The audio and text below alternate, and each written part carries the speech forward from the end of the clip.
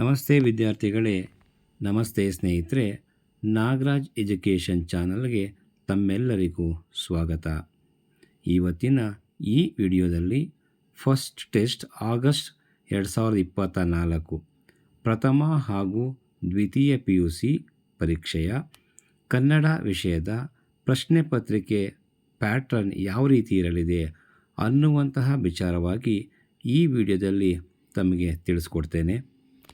ಒಟ್ಟು 40 ಅಂಕಗಳಿಗೆ ಈ ಕಿರು ಪರೀಕ್ಷೆ ನಡೆಯಲಿದ್ದು, ಇದರಲ್ಲಿ ಬಹು ಆಯ್ಕೆ ಪ್ರಶ್ನೆ 4, ಬಿಟ್ಟ ಸ್ಥಳ ತುಂಬಿರಿ 3, ಹೊಂದಿಸಿ ಬರೆಯಿರಿ 3, 2-3 ವಾಕ್ಯ 4, ಸಂದರ್ಭ ಸೂಚಿಸಿ 2, 5-6 ವಾಕ್ಯಗಳು 2, ಭಾಷಾಭ್ಯಾಸ 2, ಪ್ರಬಂಧ ಅಥವಾ ಪತ್ರಲೇಖನ 1. ಇಷ್ಟು ಪ್ರಶ್ನೆಗಳನ್ನು ಈ ಪ್ರಶ್ನೆ ಪತ್ರಿಕೆಯಲ್ಲಿ ನೀಡಲಾಗುತ್ತೆ.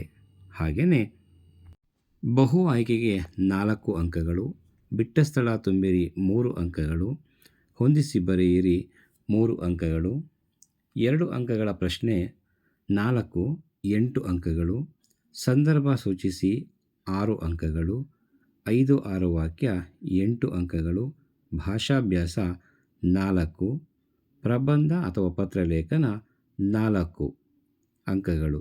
ಒಟ್ಟು 40 ಅಂಕಗಳಿಗೆ ಪ್ರಶ್ನೆ ಪತ್ರಿಕೆಯನ್ನು ನೀಡಲಾಗುತ್ತೆ.